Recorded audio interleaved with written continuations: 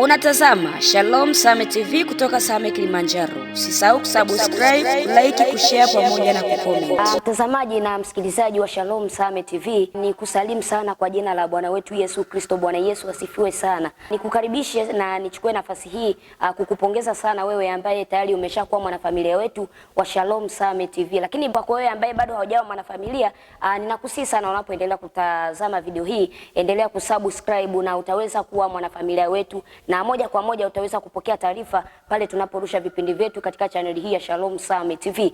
Mimi ni Rose Jotham, afisa habari wa kanisa la TAG Shalom Christian Center, na kwa siku ya leo sitakuwa peke yangu. Nimepata neema ya kuzungumza tena na mchungaji kiongozi wa kanisa hili la TAG Shalom Christian Center, lakini pia ni makamu wa askofu wa jimbo la Kilimanjaro Kusini. Tutaweza kuzungumza mengi zaidi, na leo tutakuwa na mada inayosema mahusiano na uchumba wa Kikristo, na katika mada hii tutaweza kuangalia jinsi ya kuandaa ndoa yenye misingi ya Kikristo. Hivyo tunakusihi sana endelea kuwa pamoja nasi kuanzia mwanzo mpaka tamati wa kipindi hiki, na ninatumaini kuwa kupitia kipindi hiki utaweza kujifunza mengi sana. Endelea kushare na ndugu jamaa na marafiki ili wasiweze kupitwa na kipindi hiki. Karibu sana, na Mungu wa mbinguni akupe kuelewa kile ambacho tunaenda kuzungumza kwa siku hii ya leo.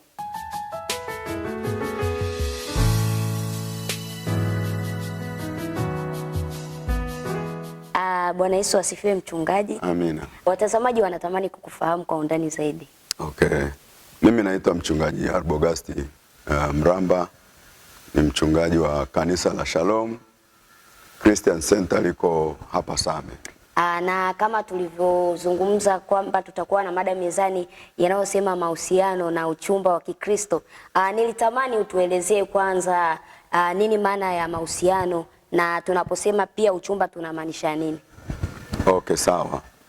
Hapo umeuliza maswali mawili. Maana ya mahusiano alafu ukauliza maana ya uchumba. Mahusiano ni yanahusiana na watu wawili au zaidi. Ndio. Wanaweza kuhusiana kwenye biashara, kwenye kazi, kwenye shughuli mbalimbali za kila siku. Watu wanaweza kuwa na mahusiano. Ndio. Lakini tunapokuja kwenye swala la uchumba ni kitu kingine. Uchumba ni watu wawili wanaojiandaa kwa ajili ya kuingia kwenye ndoa. Kile kipindi cha maandalizi ya kusomana, kufahamiana na maandalizi mengine ambayo yanapelekea wao waje waoane, ile kipindi ndio tunaita uchumba. Na tunaposema uchumba wa Kikristo na mahusiano ya kawaida, huwa kuna tofauti gani? Kama nilivyosema, uchumba kama ni wa Kikristo, hao watu wawili kijana na binti wanakuwa kwenye maandalizi kwa ajili ya ndoa. Lakini mahusiano yanaweza yasiwe ya ndoa. Yani hayamaanishi kwamba yataelekea kwenye ndoa, kama ni mahusiano ya kawaida tu. Labda ni vijana tu au kanisani wanahusiana kwa sababu ya mambo ya ibada, mambo ya huduma. Lakini tunapokuja kwenye issue ya uchumba ni kitu kingine. Yes, na ni wakati gani sahihi wa kuingia kwenye mahusiano? Unazungumzia mahusiano ya uchumba? Ndio. Wakati sahihi wa mtu kuingia kwenye mahusiano inategemea hao watu wawili wamejipangaje kwa ajili ya kwenda kuanzisha mahusiano yatakayo kwenda paka kwenye ndoa. Na kisheria mahusiano hasa yanatakiwa yaanze watu wakiwa wameshafikia umri unaokubalika kisheria, ambayo ni kuanzia miaka 18 na kuendelea. Chini ya hapo tunasema huyu hawezi kuoa wala kuolewa kisheria. Kwa hiyo mahusiano yanaanza kwa mtindo huu, na hawa watu wanakuwa wameshakuwa na uwezo wa kujua kwamba ni nini maana ya ndoa, kwa nini tunataka kuoana, na mambo yote yale ambayo yatakuwepo wakati wa ndoa wanatakiwa waanze kuyafikiria, yakiwepo maisha halisi. Ndio. Na mara nyingi nimekuwa nikisikia kunatakiwa kuwepo mipaka watu wanapokuwa na mahusiano ya kiuchumba. Sasa nilitamani kufahamu kwamba ni mipaka gani inatakiwa kuwekwa kwenye kile kipindi cha mahusiano. Okay. Labda kabla hatujaenda kwenye hiyo mipaka, tuangalie kwenye maandiko, sababu tunazungumzia uchumba wa Kikristo. Ndio. Tuangalie maandiko yanazungumza chochote kuhusu uchumba na ilikuwaje. Ukisoma katika kitabu cha Luka sura ile ya kwanza, tuanze mstari wa 26 ndio itasomeka vizuri, 26 na 27. Anasema mwezi wa 6 malaika Gabriel alitumwa na Mungu kwenda mpaka mji wa Galilaya jina lake Nazareti. Na hapo anasema ule mstari 27, kwa mwanamwali bikira aliyekuwa ameposwa na mtu jina lake Yusufu wa mbari ya Daudi, na jina lake huyo mwanamwali huyo alikuwa anaitwa Mariamu. Tunaona hapo kwenye kitabu cha Luka kuna watu walikuwa wameposana na hapa walikuwa kwenye uchumba. Kwa kifupi, uchumba wa Kiyahudi ulikuwa ni tofauti kidogo na uchumba ambazo tunazo siku za leo. Wayahudi walikuwa kwenye uchumba, kijana akishaenda kwa wazazi, akishalipa mahari inayotakiwa, alihesabiwa, yule binti alihesabiwa kama mke, ingawaje alikuwa haruhusiwi kumchukua kwenda naye nyumbani. Kwa hiyo alikuwa analipa mahari, na akishalipa mahari wanahesabu ni mke wake. Halafu inachukua kama mwaka mmoja, Wayahudi walikuwa wanakaa kama mwaka mmoja, ndio sasa anakabidhiwa rasmi. Ndio maana ukisoma hizi habari za Yusufu, huyu mama alikuwa anaonekana kabisa kama vile ni mke wake, maana malaika anamwambia mchukue mkeo. Lakini hakuwa mke, kwamba alikuwa ameshakaa naye. Sasa kulingana na swali lako kwamba mipaka ya kuwa katika uchumba, tunamwona huyu mwanamke japokuwa alikuwa ameposwa, lakini maandiko yanamuita mwanamke bikira, maana yake alikuwa hajakutana na mwanaume yote. Kwa hiyo kuna mipaka. Kipindi cha uchumba kinakuwa sio ndoa.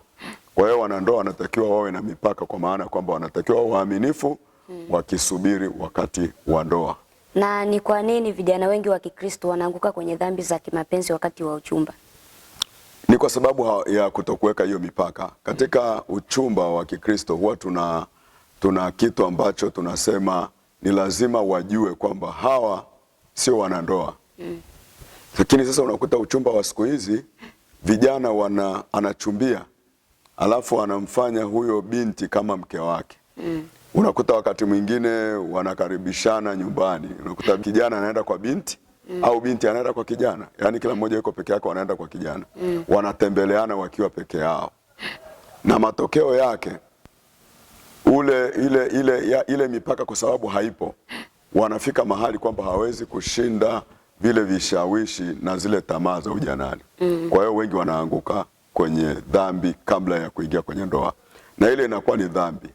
Na siku hizi mabinti wengi huwa kwa sababu ya uchache, tuseme ni uchache wa vijana au waoaji wanakuwa sio wengi kwenye makanisa mengi. Kwa hiyo unakuta yani mabinti wanakuwa na shauku ya kuolewa iliyopitiliza. Kijana akija tu akionyesha dalili, kwa hiyo yule binti anajiachia, hana tena mipaka. Anataka kumuonyesha yule kijana kwamba yeye ni wa kwake na yuko tayari kwa lolote kwa ajili ya yule kijana. Kwa hiyo yule kijana anatake advantage kumhodhi huyu binti na kumuendesha anavyotaka. Anaweza kumwambia njoo kwangu, na binti anakuwa hawezi kusema hapana. Binti anaogopa kwamba nikisema hapana ataachwa. Huenda nitaachwa. Kwa hiyo inabidi aende tu, na saa nyingine anampa masharti mengine magumu. Usipofanya hivi sitakubali. Na hata wengine wanaoanguka kwenye dhambi ya uasherati kwa sababu binti huyu anajaribu kumlinda huyu kijana asije akamwacha. Kwa sababu nje huko kuna wengi wanamtupia kijana macho. Kwa hiyo anaona kwamba nikifanya mchezo nitaachwa. Kwa hiyo anapambana kuhakikisha kijana haondoki. Kwa hiyo hata kijana atakapomwambia anamhitaji aidha kimapenzi, binti huyo anashindwa kusema hapana. Lakini Kikristo tunasema msimamo wako unaijenga ndoa iliyo bora mbele kabisa. Na sisi Kikristo tunasema kwenye uchumba, ukishaona kijana au binti anakushawishi kufanya mapenzi, ujue hiyo ndoa yako haitakuwa ndoa yenye usalama, haitakuwa ndoa yenye afya. Kwa sababu maandiko yanasema mtu asipokuwa mwaminifu katika lilo dogo, kwa sababu uchumba ni kitu kidogo, hakijafika kwenye ndoa. Asipokuwa mwaminifu katika lilo dogo, hawezi kuwa mwaminifu katika lilo kubwa. Unapoingia kwenye ndoa ni jambo kubwa sana, ni kuishi milele, kuishi siku zote za maisha yenu. Sasa kama mnaanza kukosa uaminifu hapa mwanzoni, athari yake inakuwa ni mbaya sana. Kwa hiyo hii kukosa uaminifu kunatokana na kujiachia, kutokuwa na mipaka, kuangalia neno la Mungu linasemaje. Kiukweli ile inakuwa ni dhambi kama dhambi nyingine, kwa sababu hujakuwa mke wake na wewe kijana hujakuwa mume wake. Kwa hiyo huruhusiwi kufanya naye tendo la ndoa mpaka hapo utakapofungiwa ndoa, hata kama umetoa mahari. Hata kama umemsomesha. Kuna wengine wanasema mimi nimemsomesha, nimemlipia ada ya shule, kwa hiyo amemfanya kama mke. Kikristo hairuhusiwi kabisa. Ndoa ni mpaka ifungwe ndio huyu mtu anapata uhalali. Na mara nyingi nimekuwa nikishuhudia kuna watu ambao yani tayari ameshakulipia mahali lakini bado hajakuoa. Lakini yani hata kama hawapo wenyewe, wapo na watu wengine wamewazunguka, unakuta anasema kwa sababu nimeshamlipia mahali na watu wanajua mimi ndo nitamuoa, unakuta wanashikana yani kimapenzi, unakuta labda wanabusiana yani hadharani. Sasa nilitamani kufahamu kwamba ni sahihi ama sio sahihi. Kiukweli kuna matendo ambayo mtu anayeyafanya kati ya mwanaume na mwanamke, hayo matendo yanafanywa kwa watu walioana tu. Kumbusu binti ukiwa sio mke wako, kumbusu kijana, au kushikana kwa maana ya kushikana kokote kule ambako kuna uhusiana na mapenzi, maana kuna kushikana kusalimiana. Ndiyo. Lakini kunako uhusiana mapenzi ni kinyume kabisa cha mpango wa Mungu, kwa sababu pale mnaamshana hisia wakati hamwezi kustahimili. Kwa hiyo nimesikia taarifa nyingi za vijana wanafika mahali wanafanya mpaka romance, na maanisha wanafanya hayo matendo ya kushikana, ni kama wanaamshana tamaa, halafu mwisho wa siku wameanguka. Kwa hiyo Kikristo tunasema hairuhusiwi kupigana busu, hairuhusiwi kushikana, wala matendo ya mapenzi kama vile wanandoa. Amen. Na maombi yana nafasi gani katika mahusiano ya Kikristo? Maombi ni muhimu sana, na maombi ya kijana yatakiwa yaanze hata kabla hajafikiria kuoa. Vijana wengi wanaokuja kuchumbia, yani mnakuta mtu kishachumbia alafu ndio anaomba Mungu. Binti kishachumbiwa ndio anaomba Mungu. Maandalizi ya maombi yanaanza kabla, ili kumshirikisha Mungu juu ya ndoa yako. Mimi napenda kuambia hata wale ambao hawaoni dalili yoyote ya kwamba kuna ndoa itakuja na itakuja lini, ni vizuri kuomba tu, kwa sababu inafanya Mungu anaanza kushughulika na mpango wa maisha yako kabla ya wakati. Wachumba wengi hawaombi. Unakuta ule muda ambao wangeomba, muda mwingi wanachati tu, na message ukisoma zile message wanazo chati nyingi ni za mapenzi. Yani hazina kitu cha Mungu. Huwezi kukuta mchumba amemtumia mchumba wake andiko la kwamba nendeni ulimwenguni mkahubiri injili kwa watu wote. Yani sio rahisi, kwa sababu yeye anafikiri kwamba wakati huo hata injili haitakiwi iende. Yani kinachotakiwa kufikiriwa ni hicho tu. Na consideration kubwa wanaiweka chumbani. Watakapoingia chumbani itakuwaje, mimi nitakapokuwa na yeye itakuwaje. Kwa hiyo hawaombagi. Kwa hiyo nafasi nzuri ni kuomba mapema kabla. Na kama uko serious unataka ndoa yako ije kuwa ndoa ya baraka na ya kudumu, hata kipindi cha uchumba, epuka vitu vinavyokutoa kwenye ile mudi ya maombi. Tafuta vitu ambavyo vinakuunganisha na Mungu zaidi, kwa sababu pia Mungu ndiye anayewaunganisha wanandoa wawili. Means kwamba kama sio mpango wa Mungu katika kuchumbia kwako au katika kuchumbiwa kwako, ukiwa uko kwenye maombi ni rahisi Mungu kuingilia kati na akavunja hicho kitu kinachoendelea. Lakini kama hamuombi mko tu, mnaweza mkaingia kwenye ndoa bandia, ndoa ambayo sio ndoa, sio sahihi, kwa sababu ndoa inahusishwa sana na mpango wa Mungu. Na je, ni muhimu kupata ushauri kutoka kwa wazazi ama kwa viongozi wa Kikristo kabla ya uchumba? Ndio, hilo jambo ni kweli, ni zuri, ni la baraka kupata ushauri. Japokuwa nataka nitoe tahadhari pia. Ndiyo. Kwa mtu ambaye utataka ushauri wako wakati wa uchumba. Kuna watu fulani wana interest zao. Kwa mfano, unaweza ukaenda kwa mtu ukamwambia naomba ushauri juu ya uchumba wangu, na ukamweleza kwamba namchumbia fulani na tuko kwenye labda tumeshaanza uchumba, au ndio nataka nikamwambie. Kuna mwingine tu moyoni angetamani wewe usiolewe na fulani, au usimchumbie fulani. Ana mtu wake labda anatamani wewe ungemuoa. Kuna watu wako hivyo, yani anatamani wewe ungepata kijana fulani, au ungepata kijana labda angepata binti fulani. Kama ni mchungaji angetamani labda huyo kijana amuoe fulani kanisani. Kwa hiyo unaweza ukaenda ukamwambia alafu akakukatisha tamaa, akakwambia bwana, huyo mtu unayetaka kumwoa huyo hakufai.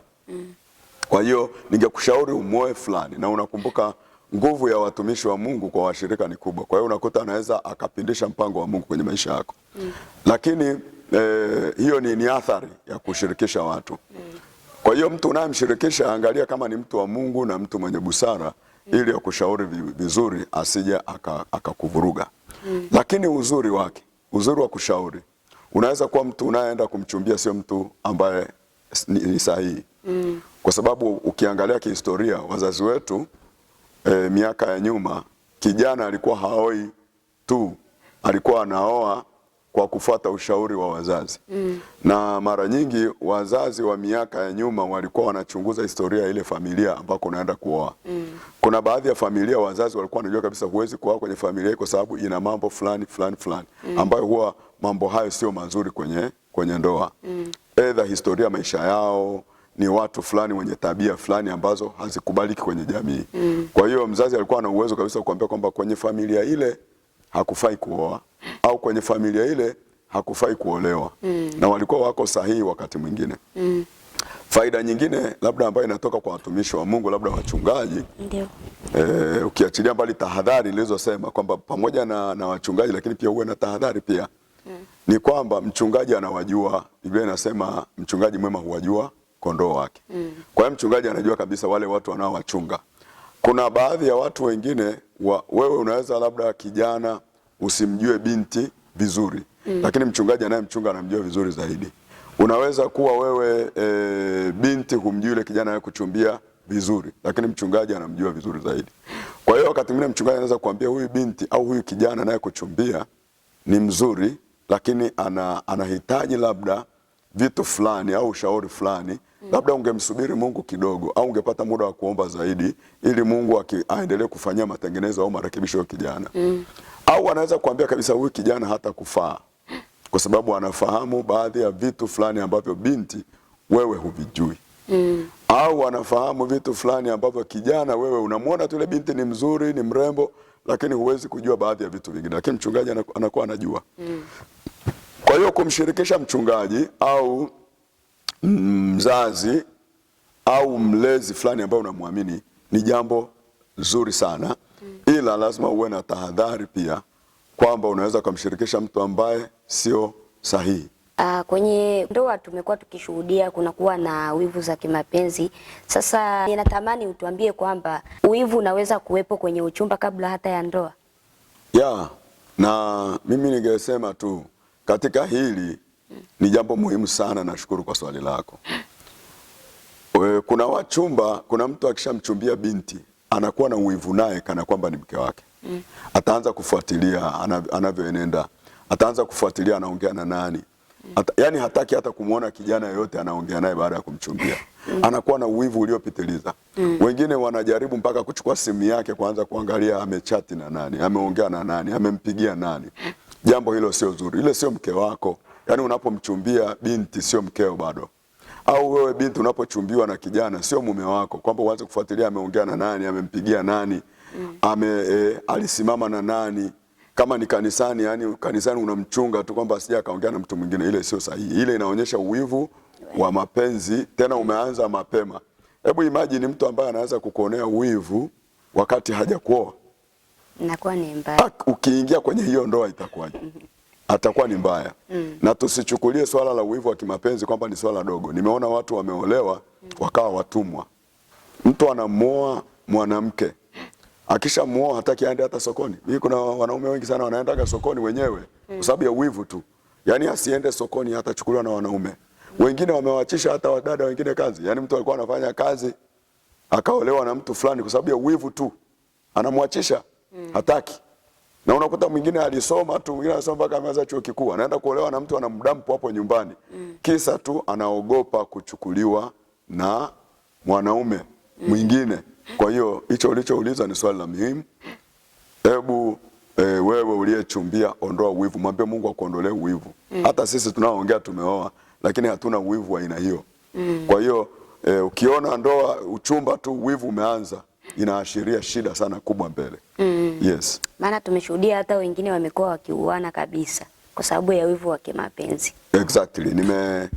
Siku sio nyingi nimewahi kusikia tukio la kijana kamuua binti ambaye alikuwa mchumba na kwenye uchumba yule kijana akagundua kwamba yule binti ni kama vile anaanza kutoka kwenye haya mahusiano, labda huenda alimuona kijana mwingine. Kwa hiyo akaonyesha dalili kama za kutoka. Yule kijana alitafuta namna na baadaye ilithibitika kwamba yeye alimuua yule binti. Kwa hiyo ni uhasama na ni uwivu uliopitiliza kwa sababu unamuua mchumba ambaye sio mke. Lakini pia nawatahadharisha wale wanaosomesha mabinti, kwa maana kwamba tunamsomesha binti ili uje umuoe. Uwe tayari kwa lolote. Kwamba mapenzi yanaweza yakabadilika. Unaweza ukamsomesha mtu alafu baadaye akabadilisha mawazo akatoka, na kwa sababu ndoa sio kitu cha kulazimishana. Kwa hiyo uwe na tahadhari na uwe tayari kutoa sadaka endapo atafika mahali akabadilisha mawazo. Ukubali tu ulimsaidia, kwa sababu binadamu tunasaidiana. Lakini usimsomeshe kwa maana ya kwamba huyu namsomesha kama mke. Anaweza kufika mahali akabadilisha mawazo akawa na mtazamo tofauti. Nilikuwa natafakari kitu kimoja, yani unakuta binti labda anakubali kufanyiwa kitu kikubwa. Kwa mfano kama anasomeshwa labda tuseme chuo, anasomeshwa na kijana kwa maana kwamba ukimaliza kusoma mimi nitakuoa. Au hata kama sio kusomeshwa, kitu kingine kikubwa tofauti na hicho.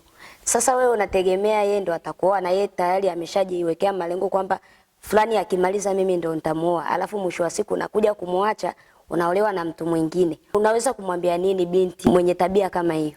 Kiukweli tabia hizo hazikubaliki. Kwanza hatupendi kupokea vitu kwa nia ya kwamba na vipokea hivi vitu kwa sababu huyu atakuwa mume wangu. Pia anaweza akageuka, hata huyo mwanaume mwenyewe anaweza akageuka. Lakini na wewe binti ambaye unapokea vitu vya watu, inaweza ikakukosti. Nimetoa mfano wa binti aliuawa. Kuna wengine hawawezi kujizuia. Yaani mtu mwingine tu, yani hasira zikishampanda yuko tayari. Na wengine wanasema tukose wote. Yaani mimi umeniacha, wewe nikukose na wewe unikose. Kwa hiyo yeye anachukua ni kuua. Ndio. Sasa hatupendi sana kuja kuona madhara haya yanakuwa ni makubwa. Tuepuke mabinti kupokea vitu hasa kwenye uchumba. Na mabinti wengine huwa wenyewe ndio wanasema kabisa, wewe kama unataka kunioa nipe hiki. Unataka kunioa nifanyie hiki. Alafu mwisho wa siku anamgeuka. Wewe unategemea kijana atakuwa na hasira kiasi gani?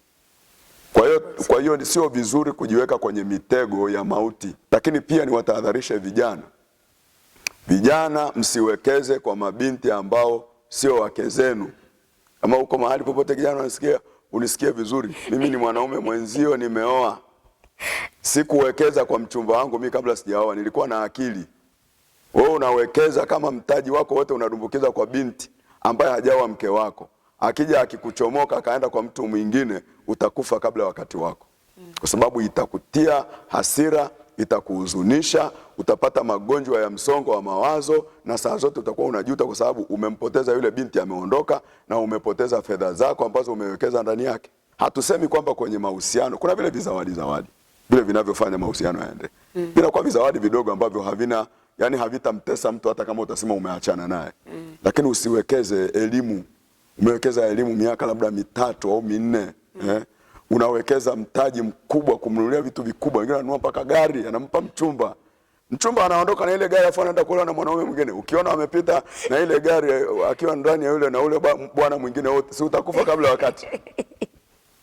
Kwa hiyo vile vizawadi vidogo vya mahusiano vinaweza vikawepo, lakini isiwe zawadi ya kuja kukutesa. Lakini napozungumza juu ya vijana, hata mabinti.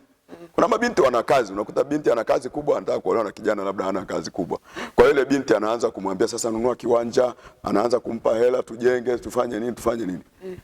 Kijana anajenga nyumba, akimaliza anamchumbia binti mwingine, anaingia naye kwenye ile nyumba. Na nyumba ameandikisha na mkataba na maandishi yote ni ya jina lake. Utamfanya nini? Utasema nilimpa hela wakati una dokumenti yote hata ya kukulinda. Na utasema ulimpa kama nani? Kama mchumba. Hicho kitu hakipo. Kwa hiyo hilo ni swala muhimu, vijana kujilinda. Sawa. Na kuna watu wana uchumba wa muda mrefu sana. Huwa ina madhara gani? Kiukweli uchumba hautakiwi wa muda mrefu sana. Kwa sababu uchumba unapokuwa muda mrefu unamwathiri yule aliyekuchumbia. Kama ni binti kijana amekuchumbia wewe binti, unamweka miezi. Kuna wengine wanasema niko kwenye maombi. Namuomba Mungu. Lakini maombi hayo mtu anaomba hayana mwisho. Yaani hamwambie kijana naomba mpaka lini? Mwezi wa kwanza maombi, mwezi wa pili, wa tatu, wa nne, wengine wanaomba miezi 6. Maombi gani hayo ya miezi 6? Ndio maana nikasema basi wewe binti anza kuomba Mungu akupe mume kabla, sio uje uombe wakati mtu ameshakuja. Unakuwa na maandalizi. Kwa hiyo anapokuja ni rahisi tu neema ya Mungu kukufunulia na kukuonyesha kwamba huyu ndiye. Na normally hatutafuti mafunuo yale kwamba paka ulale uote ndoto ufanyeje uoneshwe maono, ila amani ya Mungu inaamua moyoni mwako. Kama Mungu atafanya zaidi ya hapo, Mungu ana namna nyingi za kumfunulia mtu kwamba huyu ndiye. Lakini amani ya Mungu, Biblia inasema amani ya Mungu iamue mioyoni mwenu. Lakini mwisho niseme, wachumba waliokaa muda mrefu mwisho wako wameishia kuanguka kwenye dhambi ya uasherati. Kwa sababu wanasubiri mwisho wanaona tu tukate shortcut mambo maisha yaendelee. Wengine wanapeana mimba kabla wakati. Wengine hata kama sio mimba lakini wanakuwa waasherati kwa sababu wanashindwa kusubiri muda wote huo. Na epukeni kujipendekeza ili muolewe nyie mabinti nao nisikia. Unajipendekeza mpaka unayatoa maisha yako kwa mtu ambaye sio sahihi. Mungu amekuandalia mtu atakaye kuoa. Whether itachukua muda lakini atakuja. Endelea kumuomba Mungu. Usijitoe mhanga kwenda kufia kwenye ndoa ambayo sio sahihi. Ukishaolewa soko lako limepungua. Huwezi kuolewa ukaachwa alafu ukatoka huko na soko lako lile likabaki lile. Wanasema huyu ameachwa. Ana matatizo huyu, hawezi kuishi na mume. Kwa hiyo jina lako linachafuka. Lakini kabla hujaolewa bado wewe kwenye soko la kuolewa ni kubwa. Una thamani kwa kila mtu. Na ni dalili zipi zinaonesha kuwa mahusiano hayana future nzuri? Niseme hizo ni changamoto pia, tuziite kama changamoto za uchumba. Wakati mwingine kunatokea changamoto za uchumba ambazo zinaweza zikafanya mkaona labda mahusiano sio mazuri. Hasa la kwanza inaweza kuwa tofauti ya tabia. Mtu anaweza kukuchumbia lakini ana tabia tofauti na wewe, na zile tabia zikawa ni tofauti, ile ikawa ni kubwa mno. Kwa hiyo zile tofauti ya tabia kati yako na mchumba zinaweza zikafanya uchumba usiwe na afya. Huyu ana tabia tofauti, yani haziendani kabisa. Kwa hiyo inaweza kawa shida. Na kuna wengine wanapenda apate mchumba, apate mume, lakini mume anakuja yani tabia hazikubaliani kabisa. Yani anachoongea huyu na anachoongea huyu ni vitu viwili tofauti. Hata wanapoongea juu ya future yao ya baadaye. Yani kila mtu ana mtazamo tofauti. Hiyo tayari ni tatizo. Maana hata wakioana kama hizo tofauti zitaingia ndani ya nyumba wataanza kugombana. Lakini jambo la pili ni mawasiliano duni. Kuna mtu anamchumbia binti au binti anakubali uchumba lakini mawasiliano yanakuwa ni duni sana. Kijana anaweza kukaa, binti mmoja alikuwa analalamika sema huyu kijana yani hata salamu tu hamna. Kesha nichumbia, hanitumii hata text hata ya kusema tu hello. Hamna. Ukija ukimpigia na kwambia sasa kwani si tutaoana, tukioana tutaongea kila siku. Kwani shida nini? Mahusiano haya yanahitaji pia mawasiliano. Na ni ushauri gani ungependa kuambia vijana ambao wanahitaji ndoa za Kikristo? Jambo la kwanza kabisa ni kuwa mtu wa ibada. Kwenye ibada maandiko yanasema msiache kukusanyika kila itwapo leo kama ilivyo desturi ya wengine. Ndio. Nenda kwenye ibada. Kwenye ibada unakutana mara nyingi na uwepo wa Mungu ambao unaondoa vitu vingi sana katika maisha yako. Muombe Mungu. Ndoa inashirikishwa sana. Yaani mwanzo wa ndoa ni Mungu. Kwa hiyo mshirikishe Mungu kwa maombi ya kutosha juu ya mwenzako unaenda kumuoa. Jambo la pili, washirikishe watu wa Mungu wenye ufahamu na uelewa juu ya mambo ya ndoa, wakushauri juu ya mambo mengine ambayo huyajui. Then baada ya hapo waone wazazi. Usimchukulie msichana barabarani kama unataka kuoa. Nenda kwa wazazi, jua ndugu zake, kwa sababu pale unachukua mtu ambaye ana connection na watu na ndugu zake. Fanya vitu vinavyotakiwa, kama ni mahari, toa mahari kwa yanayotakiwa, usikwepe. Wengine wanaoa hata mahari hatoi, yani hata kwa wazazi. Yani anachukua juu tu, hampati zile baraka za wazazi. Na binti ni vizuri pia, jiandae kujua kijana amekuchumbia, jua wazazi wake. Lakini mwisho niseme, kipindi cha uchumba ni kipindi cha kuchunguzana. Na kwenye kuchunguza sio maswali unayomuuliza tu mchumba wako. Maana wengine anamuuliza tu uliwahi kuoa, uliwahi kufanya nini? Anaweza kukudanganya. Tafuta mbinu zako nyingine nje ya yale mnayoongea. Kuchunguza nje ya pazia. Kuona huyu mwanaume aliwahi kuoa, ana mke, ana mahusiano, ana tabia gani akiwa nje ya mimi. kwa sababu mara nyingi kwenye wachumba wanapokuwa wamechumbiana, kila mtu anaficha makucha kwa sababu hakuna anayetaka kuachwa. Kwa hiyo atakuwa kama malaika. Sawa. Mtazamaji wa Shalom Summit TV, kama tulivyosikiliza vitu vingi sana kutoka kwa mchungaji kiongozi wa kanisa hili la TAG Shalom Christian Center, ameweza kuelezea vitu vingi vinavyohusiana na mahusiano na uchumba wa Kikristo. Ninatumaini kwamba umejifunza vitu vingi. Kwa wewe kijana ambaye bado haujaoa na kwa wewe ambaye bado haujaolewa, ni vitu vingi vizuri ameweza kuelezea. Hivyo ninakusihi sana, kabla haujachagua mwenza, hebu ufuatilia kwanza ushauri huu na uweze kufanyia kazi. Na katika kipindi ambacho kitaendelea, tutakuandalia kipindi kinachosema kwamba unawezaje kujua kwamba huyu ndiye mwenza sahihi kutoka kwa Mungu. Hivyo tunakusihi sana, endelea kutufuatilia kupitia channel ya Shalom Summit TV, na kwako wewe ambaye bado haujasubscribe, hebu siku ya leo subscribe ili kipindi hicho kisiweze kukupita. Tunakusihi sana uendelee kushare kwa ndugu jamaa na marafiki ili na wenyewe wasiweze kupitwa na vipindi hivi vizuri. Mimi ni Rose Jotham, sikuwa peke yangu, nilikuwa na mchungaji kiongozi wa kanisa hili la TAG Shalom Christian Center, lakini pia ni makamu askofu wa jimbo la Kilimanjaro Kusini. Kwa leo hatuna la ziada, tunakutakia wakati ulio mwema na Mungu wa mbinguni akubariki sana.